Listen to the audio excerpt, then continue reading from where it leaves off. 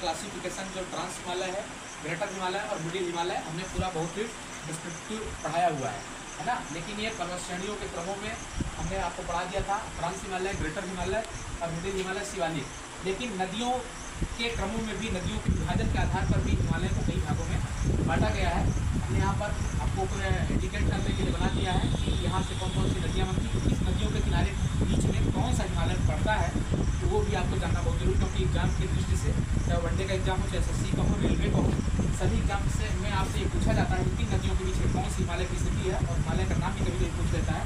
तो आपको इसी क्रम में पहले नदियों को क्रम याद करना है, फिर नदियों के बीच में कौन सा हिमालय है उस हिमालय को भी आपको याद करना सीखना है, ये आपसे पूछा जाता है। ट्रांस हिमालय, ग्रेटर, मिडिल और शिवालिक को तो आपने बढ़िया से याद कर लिया, लेकिन अब नदियों के विभाजन के आधार पर जो भी हिमालय जहाँ पड़ते हैं उनको याद करना है। तो पहले हम देखेंगे सिंधु नदी को। सिंधु नदी का एरिया भी आपको मैप में देखा जा रहा है, आप अच्छे से देखें कि अब मैप में सिंधु नदी है।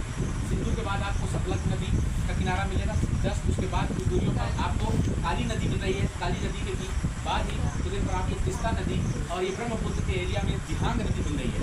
इन नदियों के बीच बीच पे हिमालय का की लोकेशन है, तो आपको याद करना है, उनका क्रम भी उसी तरीके से याद करना है, गलत नहीं कराना है कि नदियों के बीच। तो आप देख रहे हैं यहाँ पर हमने आपको बताया कि सिंधु नदी को हमने इंडिकेट किया है, और उसको इस पूरे फ्रेम को मैंने अलग से भी यहाँ ला के रख दिया ताकि आपको इसी लैंग्वेज में आपको पता चल जाए। तो यहाँ पर मैंने सिंधु बनाया, सिंधु को मैं यहाँ ले आया, ठीक है। तो सिंधु और सतलज, सिंधु और सतलज नदी के बीच में हमको पंजाब हिमालय दिखता है, जिसका विस्तार कश्मीर, हिमाचल प्रदेश और पंजाब में फैला हुआ है। इसको हम पंजाब हिमालय और कश्मीर हिमालय दोनों के नाम से जानते हैं। इसका विस्तार इस हिमालय का आपको हिमाचल प्रदेश और पंजाब और कश्मीर के एरिया में।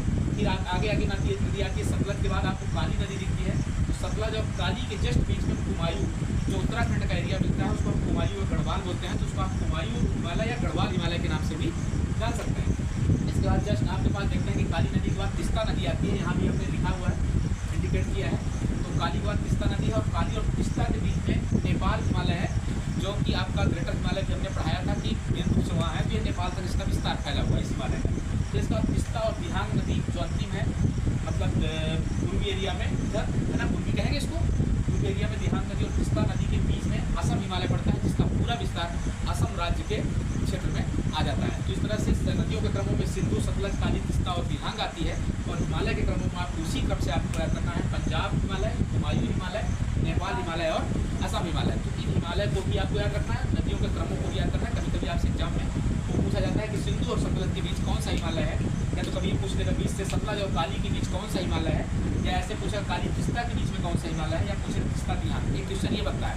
दूसरा पूछता है आपसे कि कुमायूं हिमालय किन दो नदियों के बीच में है, ऐसे पूछेगा। नेपाल हिमालय किन दो नदियों के बीच में है, या पूछेगा असम हिमालय किन दो नदियों के बीच में है, या पूछेगा पंजाब हिमालय किन दो नदियों के बीच रहेगा। तो चार ऑप्शन ऐसे ही आपको चारों के लिखे रहेंगे। तो आपको याद रहना चाहिए कि कौन सा हिमालय किस नदियों के बीच है, तो कौन सी नदी किस हिमालय के बीच में है। ये आपको क्रम से याद करना है, अगर क्रम गड़बड़ हुआ तो आपके आंसर गलत हो जाएंगे। इसको अच्छे से याद कर लेना है।